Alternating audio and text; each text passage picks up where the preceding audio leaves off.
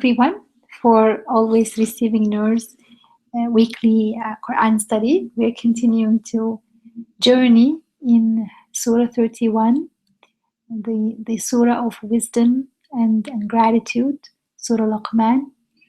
And today we will be looking at the final two verses of the Surah. And we turn to Sister Yamina. Jazakallah khair. أعوذ بالله من الشيطان الرجيم بسم الله الرحمن الرحيم والصلاة والسلام على سيدنا محمد وعلى آله وصحبه أجمعين اللهم افتح لنا أبواب حكمتك وانشر علينا رحمتك يا ذا الجلال والإكرام. So last week we ended with the two verses 31 and 32 of Surat Luqman, and it was about it was saying, are you not aware how the ships speed through the sea by God's favor, so that he might show you, God might show us some of his signs.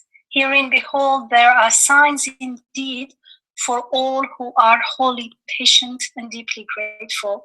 So we reflected on how the wisdom to see and understand the ayat in creation, actually in the Quran and therefore in the creation, is given to those who are steadfast and deeply grateful. لكل صبار إن في ذلك لآيات لكل صبار شكور.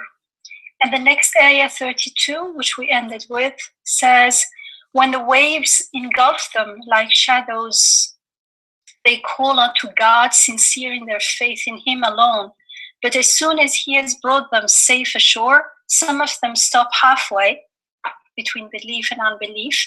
Yet none could knowingly reject our signs unless he be utterly perfidious and ingrate. And so again, the fact that someone is ignoring, unaware of the signs and not taking them seriously, يجحدوا بآياتنا إلا كل خطار كفور. So ingratitude again comes, is a factor.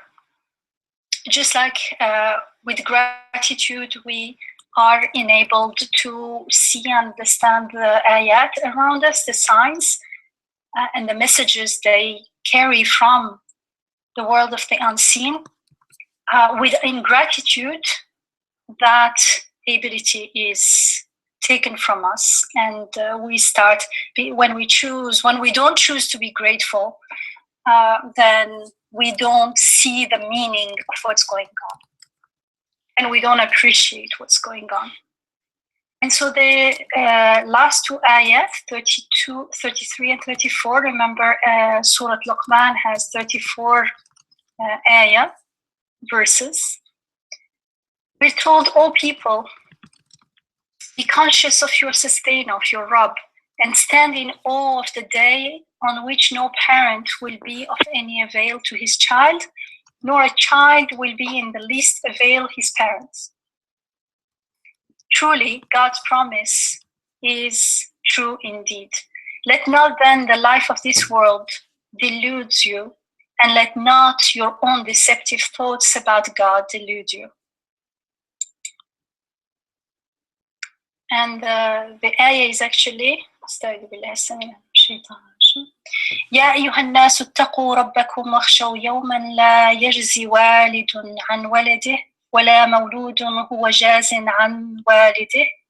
عن والده شيئا إن وعد الله حق فلا تغرنكم الحياة الدنيا ولا يغرنكم بالله الغرور.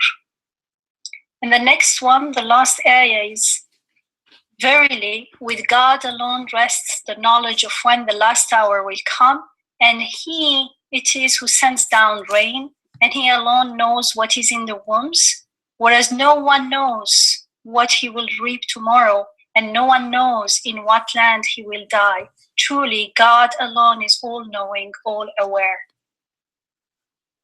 إن الله عنده علم الساعة وينزل الغيث ويعلم ما في الأرحام وما تدري نفس ماذا تكسب غدا وما تدري نفس بأي أرض تموت إن الله عليم خبير.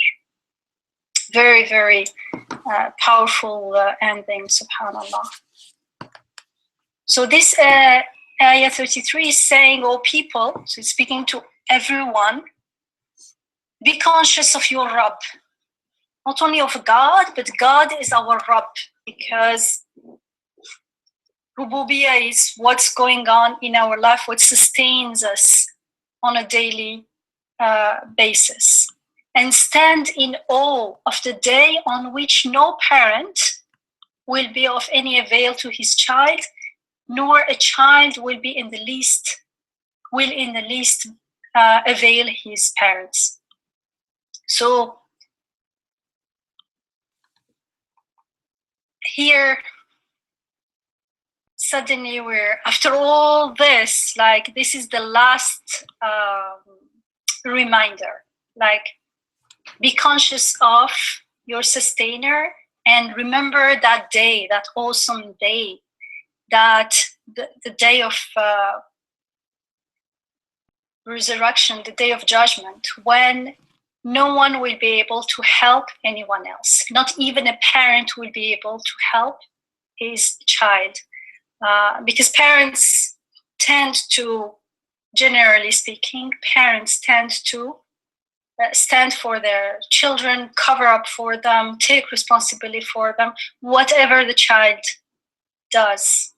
And here, jaza'an is to stand in for someone, to take responsibility for. So no parent will be able to take responsibility for their child. They won't be able to cover for them. So it's not only a day where everyone will be asked for how they live their life, but it's a day where there will be no covering up. There will be no way of running away from responsibility. A day when even the closest family ties won't help any one of us. It's also significant because from another perspective also, people, when they're parents especially, people tend to justify lots of what they do in life, lots of their choices in relation with their children.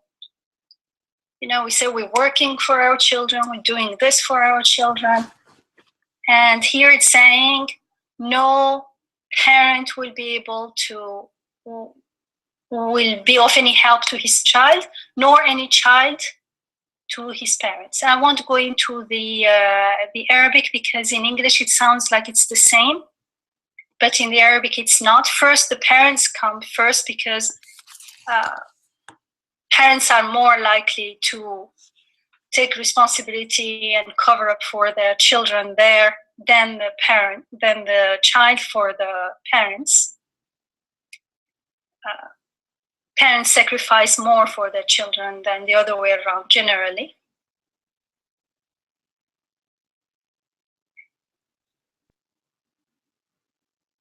And the fact that there is a verb used when it is the parents toward the child, but an active participle when it is the child towards the parents. So we won't go into the detail. What is important here is we know actually that there will be a day when we will leave everything in this life will end. And we don't know when that day is. I mean, as far as we're concerned, it could be this evening, tonight, or tomorrow morning. It's not far as we like to imagine it to be. And so it's saying, right now, stand in awe of that day when no one will be able to help anyone else. You will be alone before your Rabb. Actually, we are here right now alone in front of our Rabb. However, we're not always aware of it because we have many explanations and narrative and stories about our life. And that is what comes right after when it says, truly, God's promise, meaning the promise of the resurrection and the day of judgment, is true indeed.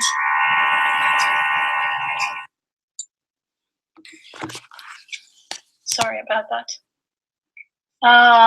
So let not then the life of this world delude you, and let not your own deceptive thoughts about God delude you.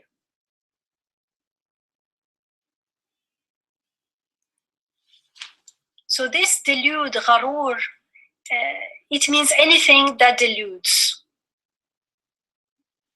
Because in some tafsir, in some commentaries, they say Satan, but it doesn't have to be Satan, although that's included. It could be a thought, a belief, another human being, our own hopes about this life, our forgetting that this life is passing and transient.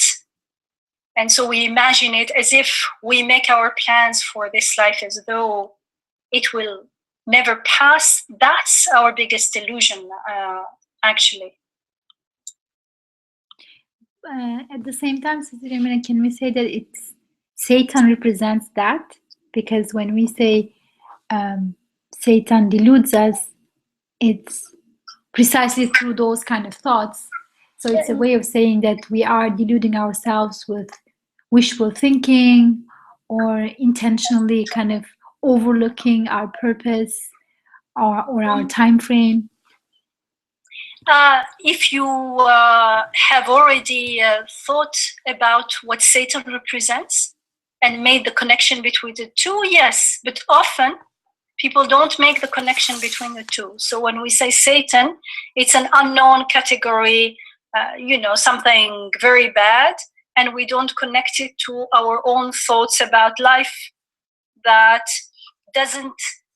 cannot be classified into halal, haram, as we would like to, in a superficial way. It's more to do with the harfi, ismi harfi, as we once talked about. So that's why I prefer to emphasize that, so that we see the relevance of this verse to our life here and now. And yes, if we go back and then redefine or reread what Satan actually mean in the Quranic context, then what you say is true. But that's not always obvious. Thank you for pointing that.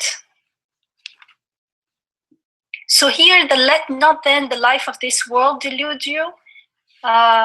It's like the last reminder in this surah to not be distracted by the glitter,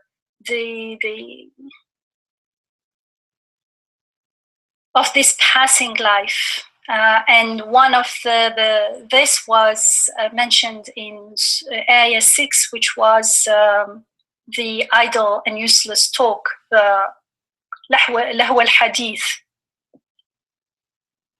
Because when we focus on this worldly life and its temporary gains and temptations without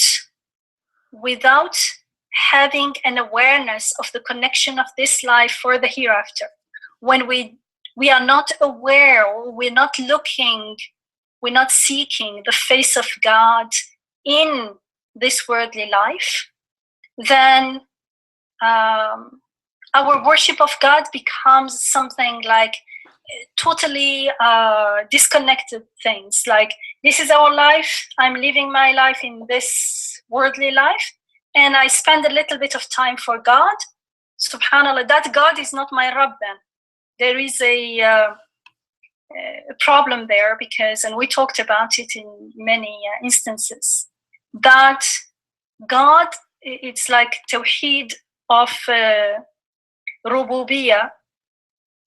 Everything that's happening in my life around me, inside, outside, here and now, is an activity of rububiyah. And therefore it is an ayah, something carrying messages from God about God. And unless I am aware of that, it means I am focused on this worldly life without being aware of its true nature as divine activity, as divine speech, as activity of rububiyah, and an activity that is there to teach me about who I am, what my ubudiyah is, and therefore who my Rabb is. And so I would be, when I'm in that state of unawareness, we focus on the worldly life and its temporary gains. We're not even aware that it's temporary. We know, but it doesn't feel like that. It's almost, if we were truly aware of it, we wouldn't spend so much effort, so much of our life for something that has no fruits, no eternity, nothing to it. And so when we are doing that, we're actually deviating from the straight path, because we're in forgetfulness. We're forgetting about our true purpose in life, which is ubudiyah. And we are unaware of akhirah. We don't have that certainty of the life to come that the muhsins, we are told at the very beginning of the ayah, have. Remember, تلك آيات الكتاب الحكيم هدى ورحمة للمحسنين الذين يقيمون الصلاة ويؤتون الزكاة وهم بالآخرة هم يوقنون. They are certain of akhirah. They have no doubt. That's how they live their life, with that certainty of the hereafter. So if I am involved in the world as though it's going to stay here forever, it's clear that I have no certainty of the hereafter. I may know it, but it doesn't change how I live my life. It means I am far from the path of surrender, the path of ihsan. And it says, and let not your own deceptive thought about God delude you. One such a thought would be that God is all merciful or forgiving, and therefore I can do whatever I want, and later I will come back. Okay, God is merciful and forgiving, that's true. However, if I say that, I'm only deluding myself. Because those who truly know, those who truly believe and know, they have no doubt that God is merciful. They live their life in gratitude. If God is merciful, He's so merciful or so forgiving, then that knowledge, if it is truly something that I believe in, it would transform who I am. It will make me truly grateful for His countless blessings. Remember, and when I live with that gratitude, I will start seeing the ayat, the signs everywhere, more and more and more, reminding me of His mercy and His being forgiving. And so those people don't use that information because for them it's not information, it is their reality. But if we end up using that information to justify our deviating from divine guidance, that means that truly we don't truly believe that God, what God is calling to, His guidance, is the best for us. It means, because if we're following our own wishful thinking, I have my own plans for my life, I know what's good for me, and therefore I am not ready to surrender to what God wants me to surrender to. I don't want to surrender to His will, because I think that what I know for my life is better for me, then I am not truly a believer in God, as God knowing everything, as God being all compassionate, as God being the Rabb, the sustainer. Why? It always comes Rabb and Ubudiyah, because I'm not truly aware of my Ubudiyah. I'm not aware of my being totally dependent on my Rabb. I still have the delusion that I exist on my own. My life belongs to me, and I have my own dreams and plans and for how I want to spend my life. And so why should I surrender totally to God? I have my own, I know I don't feel the need for guidance. When I'm in that state of being, I do not feel the need for guidance. And so even if I read this ayat, I don't have access to the wisdom in them, because I am not a muhsin. I don't live with ihsan. So I have a filter. It's like someone who thinks he's full, even if there are beautiful food around him, he doesn't appreciate the food, because he doesn't have the hunger, the need for them.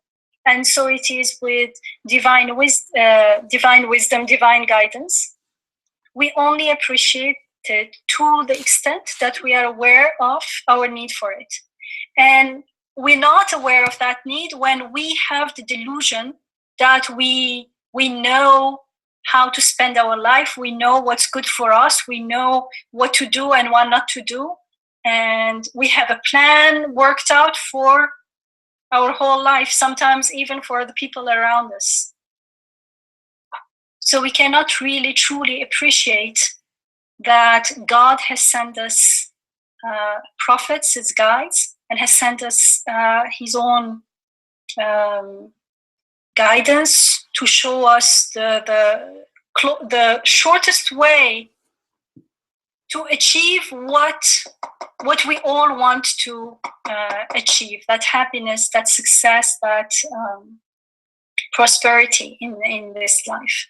But we think we know it, we figured it out ourselves, or we are on the way of figuring it out. And so in that state, although we are not denying God, we're still not believing in him with all of his beautiful attributes, and therefore we do not surrender to him, and we do not follow his guidance.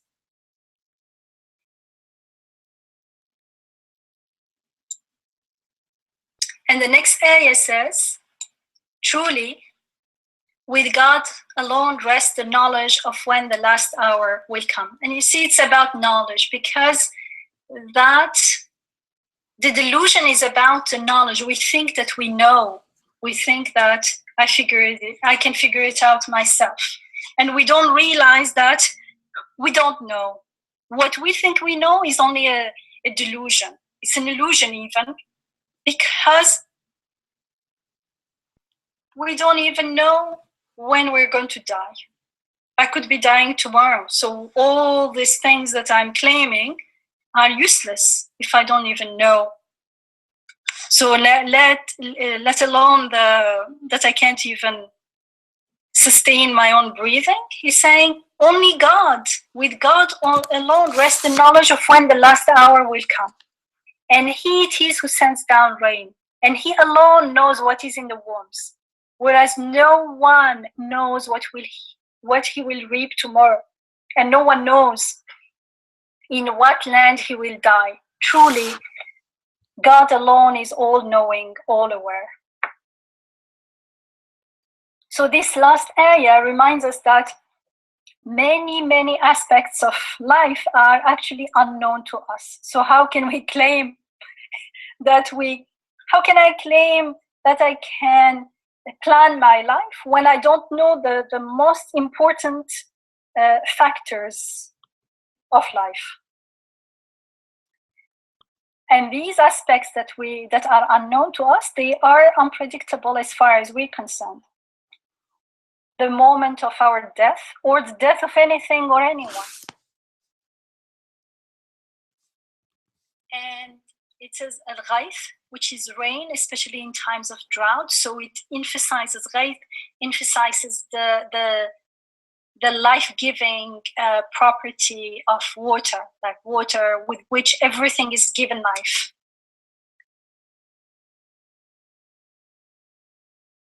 So we have no idea of the moment of death, our death or the death of anything around us. Even the whole earth life on earth could end, we wouldn't know. And then ghayth, rain, which is here a symbol to giving life to everything. So it could also be understood that when my life ends, it may not be the end of life. And then our destiny, while still in the womb, because he is the one who knows what's in the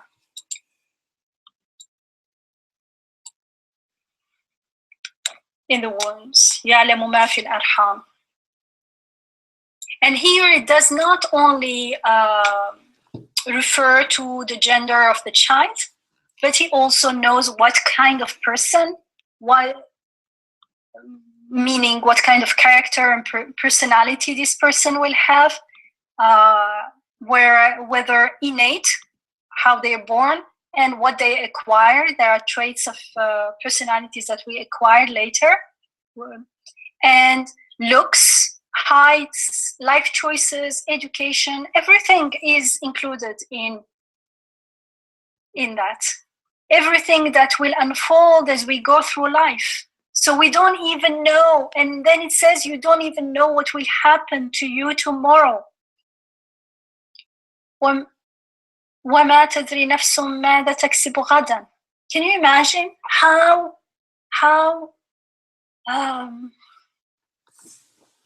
limited, how dependent, how clueless we are? But when we are self-deluded, we're arrogant. But it's an arrogance. In Arabic, it's a gharur. It's like it's a self-delusion, because it's not it's not real pride. It's not based on truth. So we don't even know what will happen to us tomorrow. Subhanallah, how come we are so deluded in assuming that we know what's good for us, and so we don't feel the need for divine guidance? How foolish. Can you see how foolish we are in that state? Totally devoid of wisdom. It's the opposite of wisdom. And only then you can appreciate how wise are those who surrender wholly to God alone, those who realize that they are totally dependent on him, on their Rabb, and therefore they follow his guidance with gratitude, because they are so grateful that someone is showing them the way, the best way, the straightest way, the way that goes the shortest to the goal. Those are the muhsins, and they are gifted with wisdom because of this attitude. And it ends up with, we don't even know in which land we will end up dying. Subhanallah. Inna Allah alimun khabir. So this last ayah is really, really, I find it very powerful. Like, if still we didn't get it up to now, all in this surah, all along this surah, then it says, like here, God knows the last hour. He knows the time of death of everyone and everything, because he alone deals death and gives life. And when we die, life continues. Again, it's a reminder of how limited our knowledge is, and how our life also is so contingent. It does not exist on its own. It is sustained by another.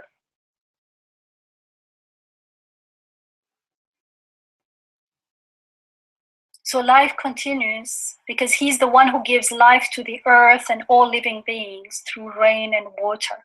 And we're also reminded that no one knows what will happen tomorrow. We don't even know if we will be living tomorrow, because we don't know when and where we will die. We don't know what will happen tomorrow. We only have now.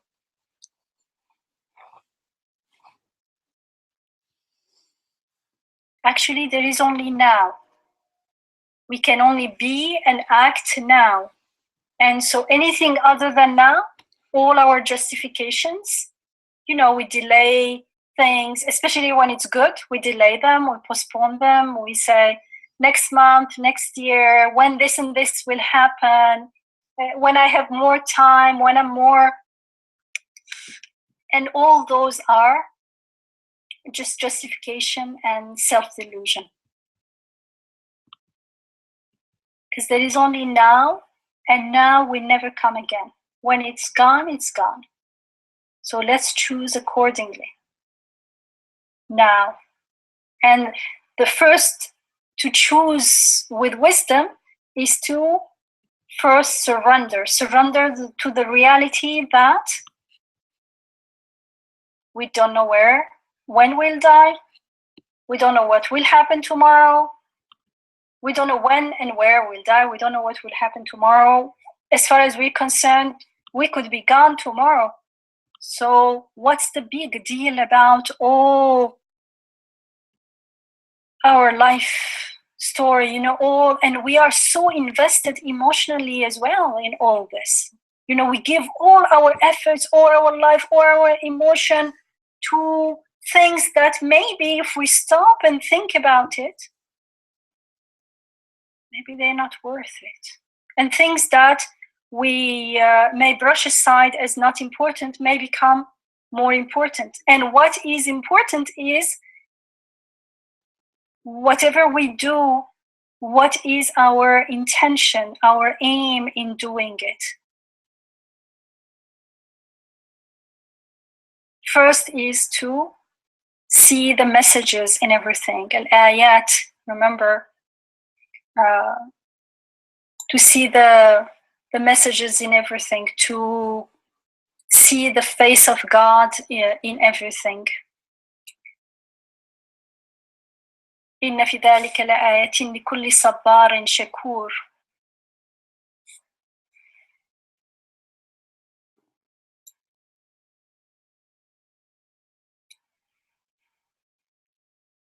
I find this very, very powerful. SubhanAllah, this ending with the mention of death is just so powerful, because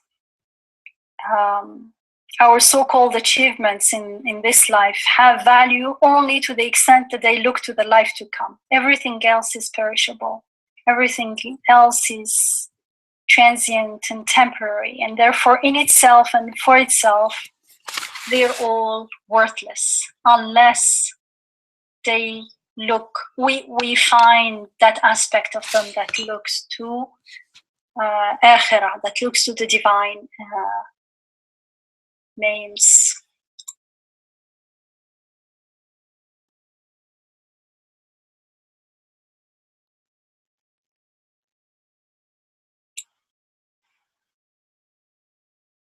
And of course, we are reminded again of the beginning. Remember at the beginning when we were told that those are the ayat, the signs of the divine book, full of wisdom, providing guidance and mercy unto the muhsinin, who are constant in prayer and give charity, for it is they who in their innermost are certain of the life to come. It is they who follow the guidance from their Rabb, and it is they who attain true success and prosper. So these verses, this all surah, the verses in this surah, they provide guidance and wisdom, and they have been sent down as rahmah from God. This is what we're told. And the people who benefit from this wisdom, from this rahmah, from this mercy and guidance, it's not anyone. They are those who are muhsins, those who adopt an attitude of ihsan, those who are open and eager to receive the guidance and wisdom from their Rabb, those who feel the need for guidance and wisdom, those who know that they don't know, they are aware that they don't know.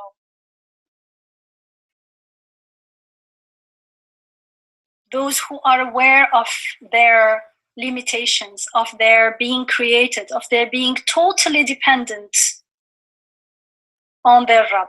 Those who are aware that they can't even breathe one breath without their Rabb. So they know who they are, and so they crave that guidance and wisdom. And those people are those who are constant in prayer, because prayer has two meanings: the prayer for asking for help and guidance, إياك نعبد وإياك نستعين, and also presenting their gratitude for the guidance and the help and the sustenance and sustaining that they receive, because they are aware that they are being sustained all the time, they're being taken care of all the time. So they are always and constantly in prayer and expressing their appreciation and gratitude.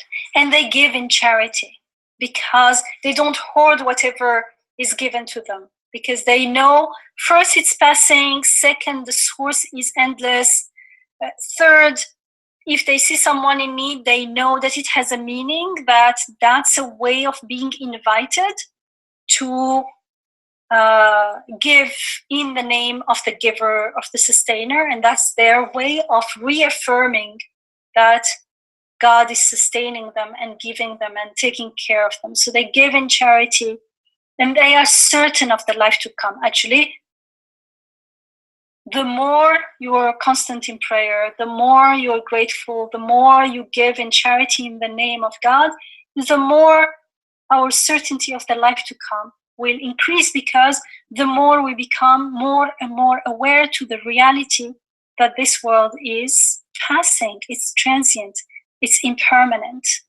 And the impermanence of this world is the best sign, the best indication to a permanent world, because everything is passing, but things keep coming and coming and coming. And where are they coming from, and where are they going? And so we become aware of that infinite world of the unseen. We don't see it, but it's clear that it's there, because everything is coming from it and going back to it. And so everything is pointing to it and indicating it. So they are certain of the life to come. Those are the ones who feel the need for the guidance. And so they seek it. And when it's sent to them, they are very grateful. And they follow it with sincerity. They surrender. They are surrendered. Actually, they surrender. That's why they appreciate everything else. And they surrender to the reality, to their reality. And a person who does not have these qualities, a person who prefers to live in the delusion that I know I am going to plan my life, I have this and that to do, I know what to do.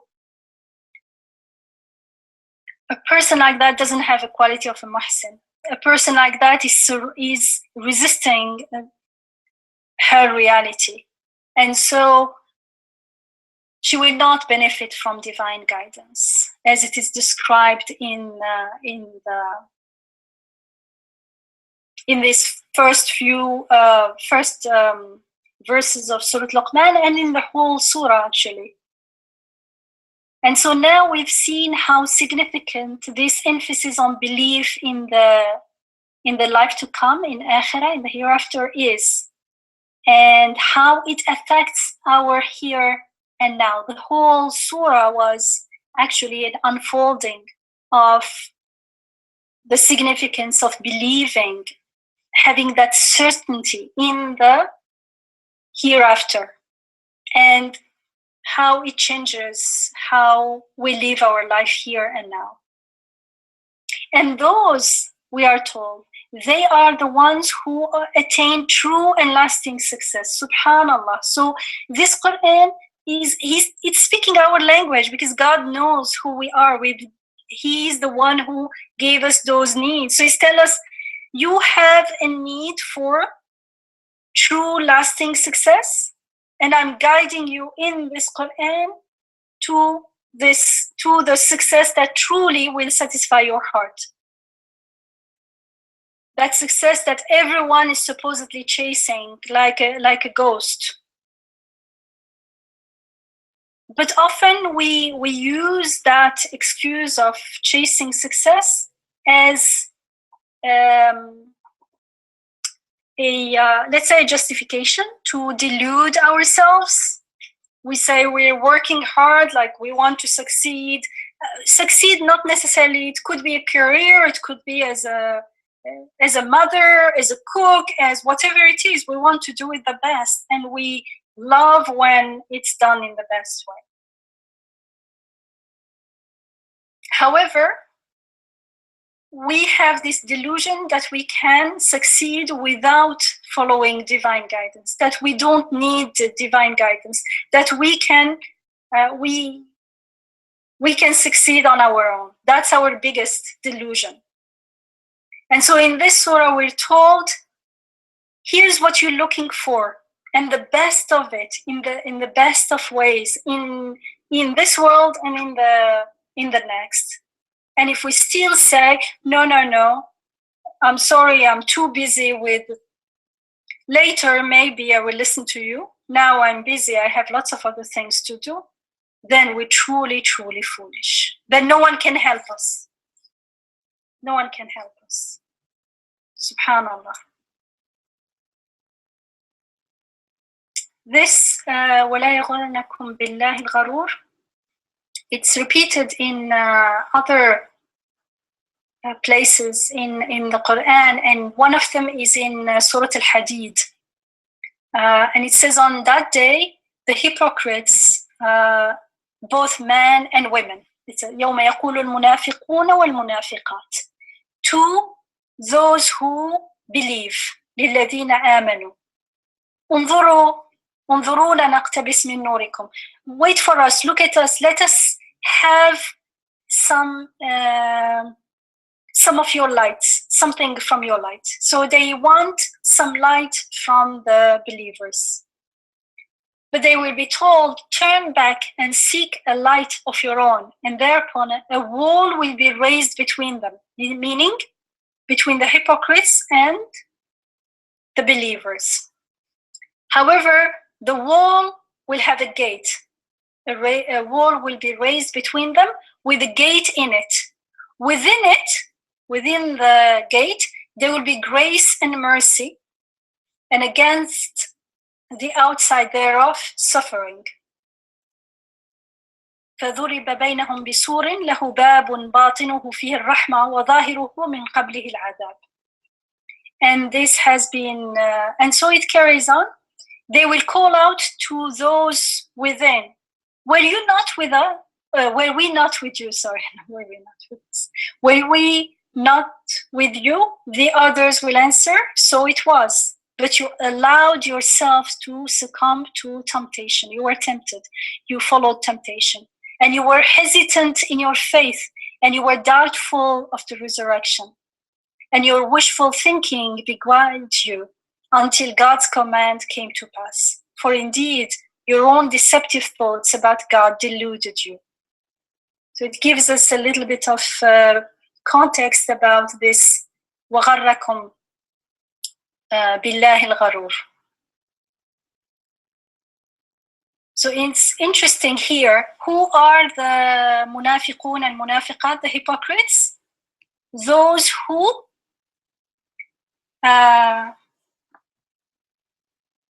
were tempted and they were hesitant in their faith and they were doubtful of the hereafter, of the resurrection.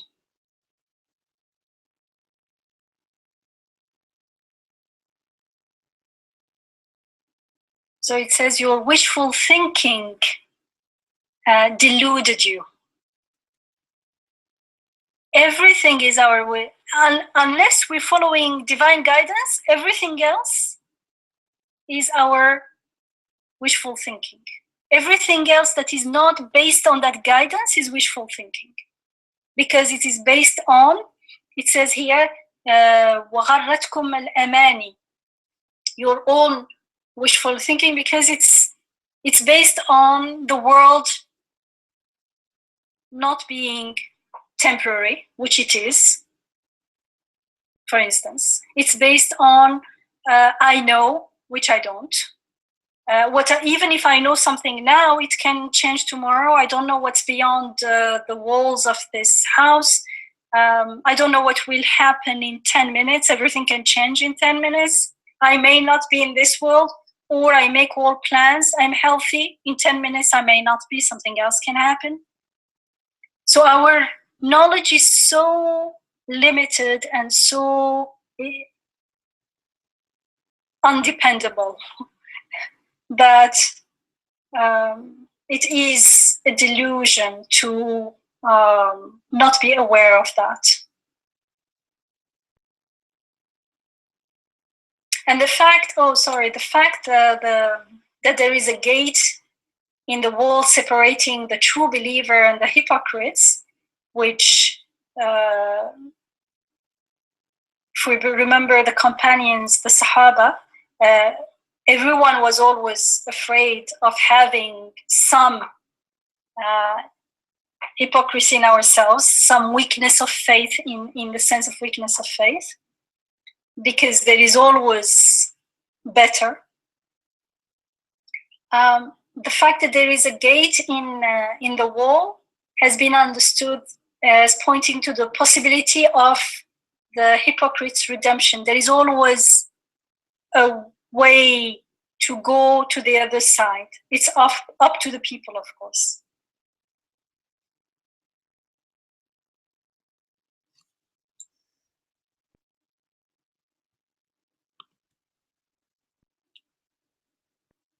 I would love to hear how you feel about these two last verses, especially the last one, but really the last two,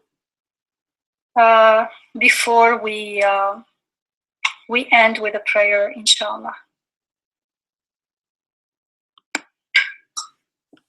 Okay, thank you, Sister Yamina. Friends, the floor is open for comments.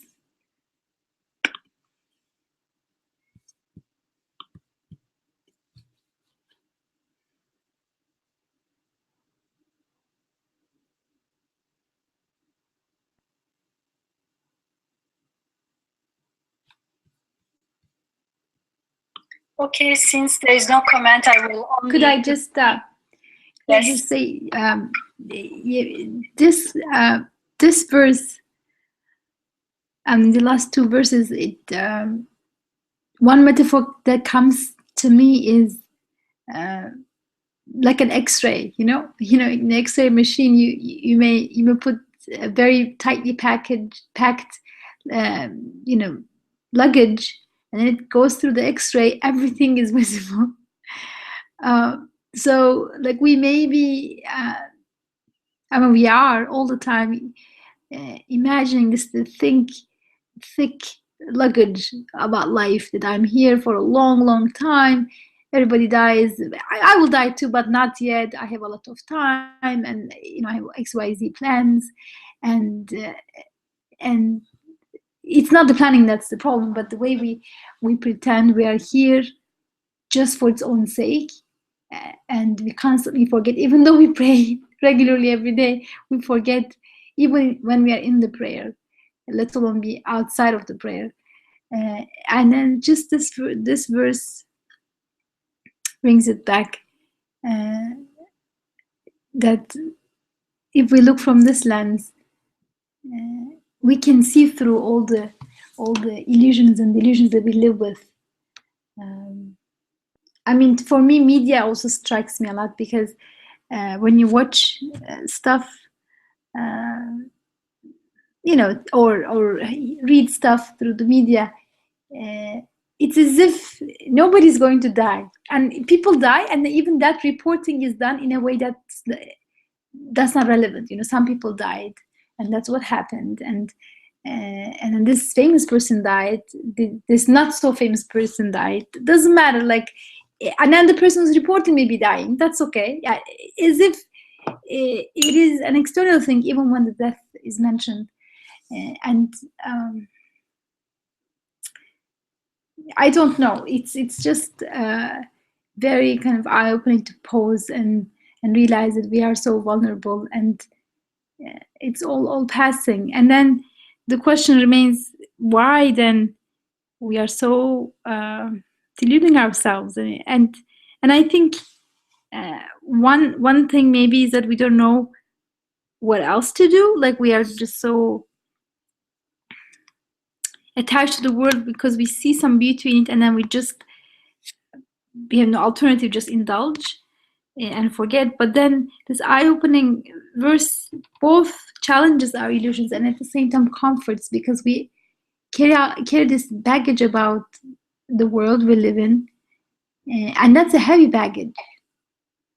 That's very heavy, in the sense of, if you think you're here for a long time, and God is there, but not right now, I'm focused on something else, then it's actually a very heavy burden to carry, and life becomes very heavy. But if we focus on now, what I can do right now, today, and whether I can remember my Creator and act in His name or not, if I just narrow it down to that choice, the whole weight of past and future kind of releases itself. Because the past, yes, somebody may have hurt me, but that's over, and nothing goes unnoticed. My Lord sees everything, and then in the future, I may have all this pressure about, like, what should I achieve within 5 years, within 10 years, how is this going to work out, and all of that gets actually released. I don't know. It's just I'm saying this as a dua, as a prayer, that we can internalize, inshallah, these verses. Actually, it's all about now, and in this surah, it gives us how to live in the now pragmatically. You remember about the being constant in prayer, being steadfast, being modest, not being arrogant, and especially being grateful, because all these things were there to sustain and maintain that state of gratitude, that modesty, that state of remembering who we are. And actually, all of it can be summed up in the ayah when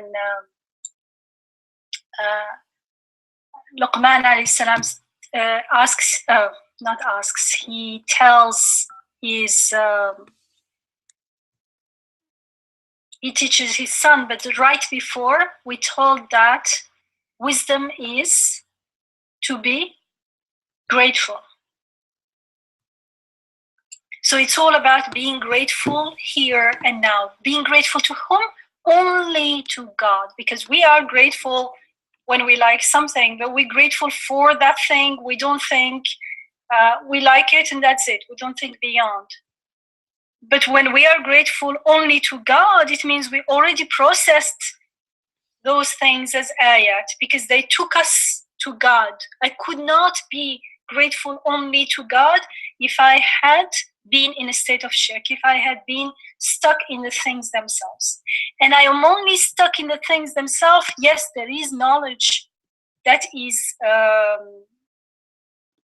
necessary, but that knowledge, that wisdom, is given to those who are muhsin, those who are willing to surrender to their reality. They don't cling onto the delusion that I know I am, and look at all our emotional whatever problems and everything they all revolve around that fancy, that illusion of who we are, we think we are, in disconnection of our Rabb. We have a notion of who we think we are, not as abd, not in connection with our Rabb, and that's a source of much suffering. That's why inna al-shirk la dhulmun adhim. Shirk is a great dhulm, because the shirk in the creation it's a projection of the shirk about myself, how I see myself, I imagine myself with abilities and attributes without any connection with my Rabb. To the extent that I surrender to my Rabb, to the extent that I hand over the amana, the trust, back to its owner, real owner, to that extent, I will be able to see the blessings and the ayat, the messages around me as coming from God, and therefore my gratitude won't be for the things themselves, but to the true bestower, the true giver of those blessings. And therefore, that's why the gist, the essence of hikmah, of wisdom, is a gratitude. Here and now, gratitude to God alone. And there is lots of compassion in the way we are reminded. But I think God showing us compassion is one thing, but we shouldn't delude ourselves with that compassion and say like, oh, we forget and things. Yeah, we only forget things that we want to forget. There are things that we don't forget. So forgetting is usually something, how to say? Selective. Exactly, thank you. It's selective. I mean, when it comes to good things, if someone, for instance, breaks my heart, I don't suddenly sometimes forget and forgive him totally. I never forget it. Like the same person could be very kind to me and did all these good things to me for years, like between parents and children, but with one word, we don't forget it. It means when we have the ability to not forget, but when we forget this thing, it's because of something else. It is the indication, the sign of something else. It means I want to forget that I am abd. I want to forget that I'm vulnerable. I want to forget that actually I don't know, that actually my life is totally dependent on someone else. And why? Why do I want to forget this? Well, if someone doesn't know, okay, but now that we learned, now that we know that being vulnerable is our best asset, our way of, this is how we get to know our Rabb. How come we still holding on to that claim of I am this, I am that, I am this, I am that, and at the expense of surrendering and knowing my Rabb? It comes at a price, and a very heavy price. After knowing, there is no excuse. We shouldn't excuse ourselves, because if we excuse ourselves, then there's no way we will make istighfar truly. Because it's really, really urgent, and it's really, really, it could be our last day. What are we relying on? Look at what it says. O people, be conscious of your Rabb and stand in awe of the day on which no parent will be of any avail to his child, nor a child will be of avail to his parents. Truly, God's promise of resurrection is true.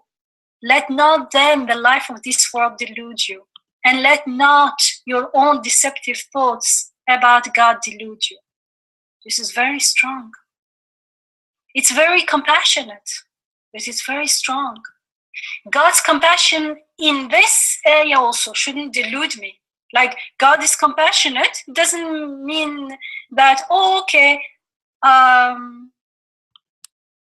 I should be easy on myself. To be easy on myself, it's like, to help your oppressor brother. What do? You stop him from oppression. To help myself and be compassionate toward myself, what do? I stop my self-delusion. That's the best thing, the most compassionate thing that we can do to ourselves. And the last one is truly God, with God alone rests the knowledge of when the last hour will come.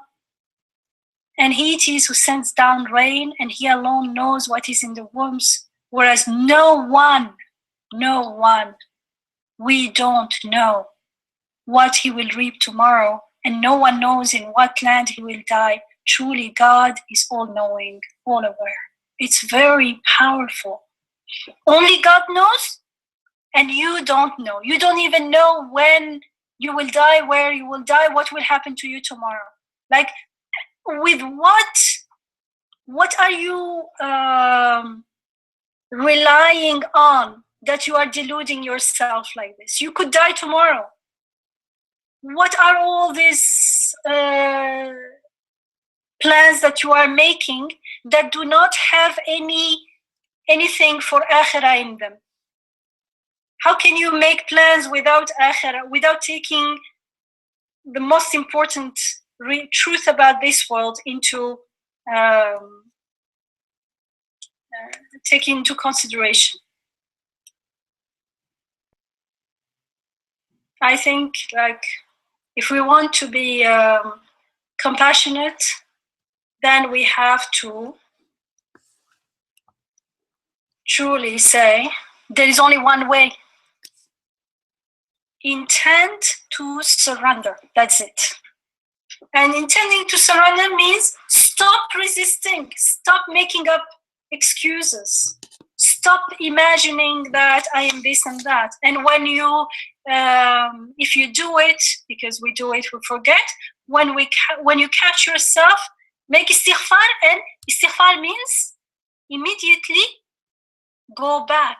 Tawbah means making tawbah means going back. Go back to God. And a true istighfar always take us back to hamd and shukr. If it doesn't take us to hamd and shukr, we didn't truly make istighfar. We're still living in self-delusion. Subhanallah, subhanallah. This surah is just so beautiful, and the end is just so powerful. It's very powerful with lots of compassion, but telling us the truth in our face. This is it.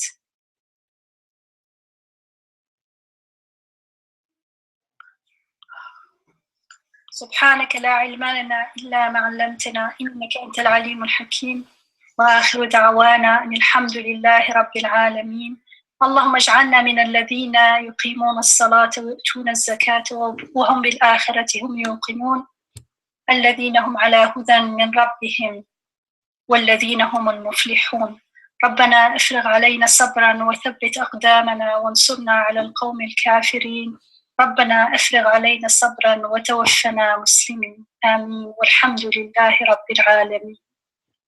May Allah make us those who benefit from the wisdom of this ayah, and so may we be among those who live with ihsan, inshallah. Assalamu alaikum, Sister Yamina. I had a question regarding this last ayat, and all those 4 signs that Allah subhanahu wa ta'ala is saying. The one which says hold on, it sounds like let me study. Wama tadri nafsin maza taksibut gadan, right? I mean, we don't know what we're going to earn tomorrow. The question, Yes. yeah, the question is that, I mean, this would include the worldly successes as well as for the akhirah. I mean, the worldly versus akhirah is our own imaginary distinction. In fact, there is only creation, but we call some things worldly and something related to akhirah. In fact, something becomes worldly when I am blind to the aspect that looks to akhirah. But in fact, what happens always is a creation of God, and always has an aspect that looks to God and to akhirah, whether I'm aware of it or not. So the division is artificial. I mean, we need it. We need to have a division but it is not. It doesn't exist in the world out there. It exists in our perception. And the last ayah that Allah subhanahu wa ta'ala ends on is so powerful, subhanallah, because even an atheist cannot deny death, so this is so powerful ayah for everyone that, I mean, if let's say if somebody doesn't believe in the last day of judgment, and, at least they're going to believe all these, the other three at least, and the last one is nobody can deny that. So that's the most powerful. The last one, about death. Yeah, the last ayah, you mean?